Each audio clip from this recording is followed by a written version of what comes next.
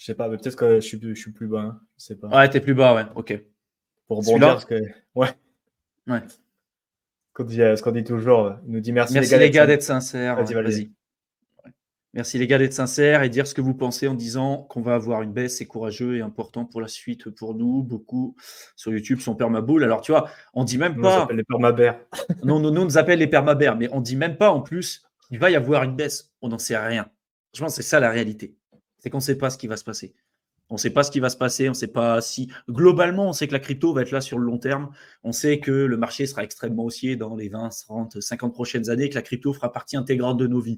Après, sur le court terme, oui, que ce soit le pivot, que ce soit les élections américaines et tout un tas d'autres facteurs qu'on a déjà évoqués en long, large et en travers sur cette chaîne YouTube, nous indiquent quand même une correction sur le court terme.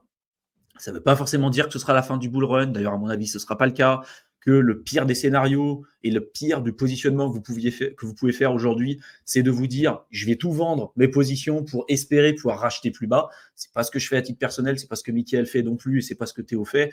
Je pense que la meilleure des situations, c'est de se dire j'ai une partie de mon portefeuille qui est investie, comme ça, si ça augmente et que le bull run continue, je continue de gagner de l'argent et je suis déjà investi. Si ça baisse, j'ai des stablecoins de côté, je vais pouvoir recharger. Moi, à titre personnel, c'est ce que je fais.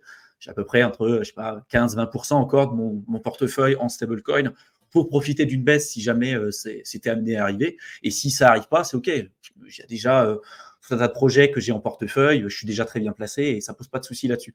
Mais je pense qu'en tant qu'investisseur, c'est important de se préparer à toutes les éventualités, de réfléchir aux différents scénarios auxquels vous pouvez être exposé. Et c'est ça le gros problème sur YouTube, c'est qu'en fait, il n'y a qu'une polarité. En fait, c'est que ça qui marche. C'est soit vous êtes permaboule, soit vous êtes permabère. Vous ne pouvez pas avoir un discours qui peut être réfléchi, raisonné, pragmatique, en prenant du recul. Et vous vous rendrez compte avec le temps que finalement, il n'y a aucune vérité absolue. C'est que des probabilités, des statistiques et de la manière après dont vous souhaitez gérer vos fonds. Et la plupart des gens qui nous disent vous êtes des permabères, le bull run a que débuté et tout, souvent c'est des personnes qui sont dans la crypto depuis 6 mois, qui ont investi 3 000 euros et qui viennent te dire c'est comme ça que ça fonctionne. Et peut-être qu'ils auront raison, j'en sais rien. La réalité, c'est que on ne sait pas ce qui peut se passer. Simplement, avec le recul, surtout quand vous commencez à investir des sommes qui sont conséquentes et significatives, c'est important de partir du principe que si jamais le scénario que vous avez privilégié ne se passe pas correctement, comment vous pouvez vous faire pour vous protéger? Et là-dedans, ça va être sortir éventuellement un petit peu plus tôt pour récupérer votre mise de départ plus des bénéfices. Voilà. Et puis, vous ne recherchez pas les mêmes types de montants et les mêmes types de performances quand vous avez un portefeuille à 6 chiffres ou 7 chiffres que quelqu'un qui va commencer avec un portefeuille à 1 500 ou 2 000 euros. Voilà. On en revient toujours au même point, c'est ce qu'on disait. Le capital, c'est votre outil de travail. Si vous avez un gros capital, avoir 5% sur 5 millions d'euros, ce n'est pas la même chose que d'avoir même 200% sur 4 000 euros. En fait. La plupart des personnes en crypto recherchent du life-changing. Ils recherchent un événement en se disant tiens, j'investis et c'est bon, je suis déjà multimillionnaire et je peux être libre financièrement. Sauf qu'il y a toutes les compétences transversales à gérer, il y a tout l'aspect psychologique, l'aspect mental. Voilà, c'est vraiment un sujet qu'on développe en détail sur les précédents lives qu'on a évoqués avec Théo, et puis également aussi dans le programme Crypto Investisseur et dans le programme d'accompagnement. Donc voilà, n'hésitez pas à jeter un coup d'œil sur ce qu'on a déjà dit précédemment pour éviter qu'il y ait des redites. Mais si vous êtes sur cette chaîne et si vous regardez notre contenu, je pense que vous avez compris qu'on essaie vraiment aussi de se dissocier de ce qui est à côté parce que, surtout en bull run, en fait, c'est terrible. Tout le monde est en train de sortir la prochaine pépite, x100, x1000, comment transformer 1000 balles en 1 million. Moi, c'est du contenu qui me fatigue et c'est pas comme ça que vous allez gagner de l'argent, clairement. Clairement, et puis en plus, dans le cycle, il y a toujours une correction de 20-30%, c'est quelque chose de normal. Donc, retrouver le BTC aux alentours de 47-50 000 $, c'est envisageable, même si on ne dit pas que ça va arriver. Mais sur les derniers cycles, on a eu des corrections de 20-30%. Voilà, faut pas s'en inquiéter non plus, c'est normal aussi. Quand c'est le premier bull run, tu as l'impression que ça va toujours monter, surtout celui-là qui était particulièrement rapide à la montée au début. Mais voilà, des corrections, c'est normal. Bien évidemment qu'on ne s'attend pas à une montée en ligne droite, et même c'est plutôt sain.